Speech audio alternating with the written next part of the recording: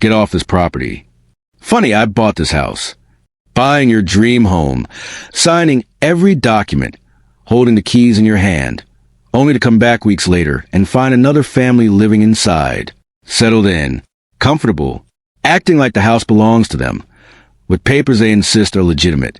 That's exactly what happened to Brandon Hale, a man who worked hard for the life he finally secured, only to have it taken by a woman who believed a clipboard gave her control over the entire neighborhood.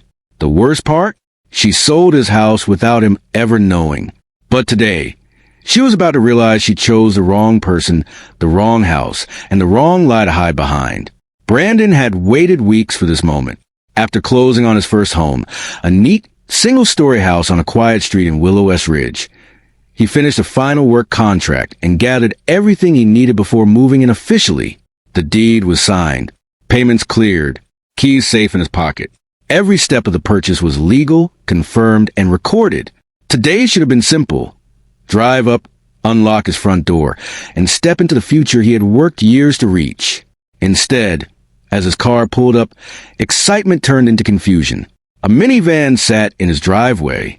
Kids' bicycles were scattered across the lawn. A doormat he didn't recognize lay on the porch. Lights glowed through curtains he never bought.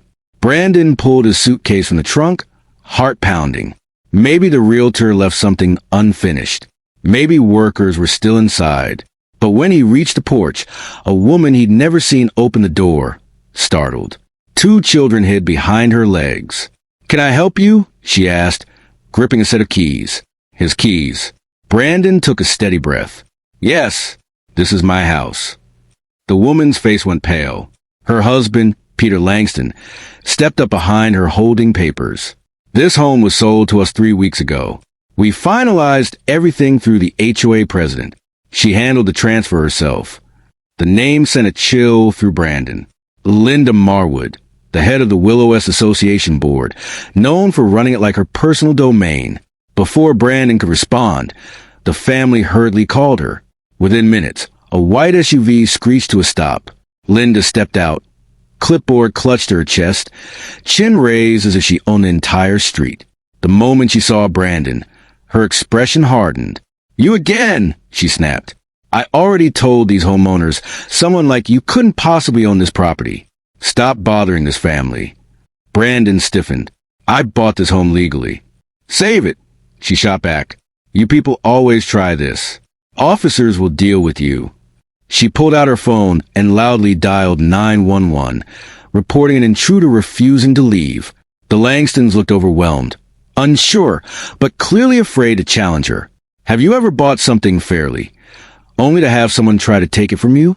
What would you do if strangers were living in your new home? Before we continue, comment where you're watching from. And if you believe no one should lose their home to a dishonest HOA official, like the video and subscribe to the channel. The confrontation was just beginning point. 2 police cruisers turned onto the street. Officers stepped out, one tall and calm, Officer Nathan Briggs, and another alert and observant, Officer Riley Cardigan. Linda rushed toward them. "Officers! Thank goodness. That man is trespassing and threatening these homeowners. He refuses to leave." The officers turned to Brandon. "Sir, do you live here?" Officer Cardigan asked. Brandon raised his hands calmly. "Yes, I'm Brandon Hale. I bought this house weeks ago. Today was my move-in day. I don't know who these people are or how they got in." Linda scoffed. "He's making it up. The house was abandoned. As HOA president, I handled the sale. They bought it legally." The Langstons didn't look confident anymore. "We were told the owner gave up the property," Peter said nervously. "We paid in full." She showed us documents. Officer Briggs faced Brandon. "Do you have proof?" Brandon handed over a folder. Deed, transfer confirmations, bank wire copies, and the county stamped purchase record. The officers carefully examined the documents. Dates, signatures, official seals. Linda rolled her eyes. "Fake, obviously." "Ma'am, let us work," Officer Cardigan said firmly. Then they reviewed the Langstons' papers. Handwritten signatures that didn't match official forms. No county seal. A transfer letter printed on plain paper with only an HOA header. Officer Briggs frowned. "Where did you get these?" She gave them to us, Peter said, pointing to Linda. Both officers looked at her. I facilitated the sale because it was vacant. That's within my authority, she said.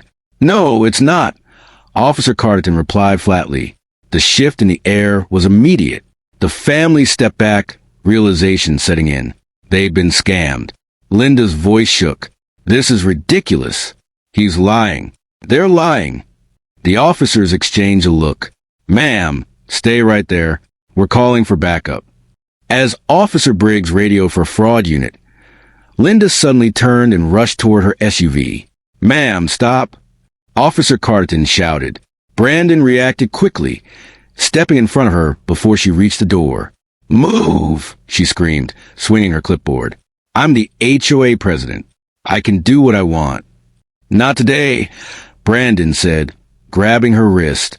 The officers moved in immediately. Briggs secured one arm. Carterton cuffed the other. Linda shrieked. This is harassment. I'm protecting community standards. He's trespassing, arrest him. But the officers were focused. Peter stepped forward, shaking. Officer, we gave her our savings. Are you saying this is all fake? I'm afraid so, Carterton said.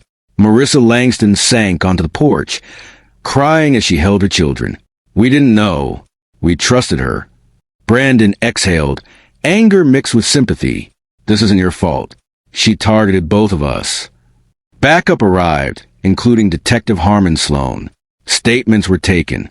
Brandon provided every document and timeline detail. The Langstons shared receipts, messages, and emails.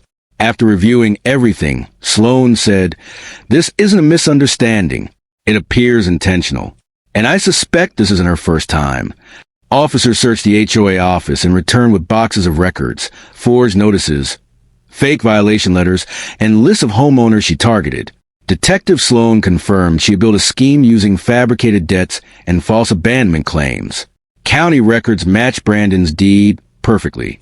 The Langston sale was fraudulent and void. Sir, Officer Briggs said, returning Brandon's folder, This house is yours. Relief washed over Brandon, mixed with anger for what the family endured. Detective Sloan assured the Langstons their money would be returned. When officers opened the cruiser door, Linda made one last plea. You can't arrest me. I run this neighborhood. No, Sloan replied, holding the arrest form. You ran a criminal operation. Charges were read. Real estate fraud, forgery, fraudulent transfer of property, identity theft, conspiracy, theft by deception. Her voice broke. Mascara smeared. She finally fell silent. As the cruiser drove away, Brandon stood on his porch, breathing deeply. The nightmare was ending. Tomorrow, he would finally move into the home he earned. If you believe scammers like Linda should face consequences, like the video and subscribe to HOA Tale Times, because exposing corruption starts with telling these stories.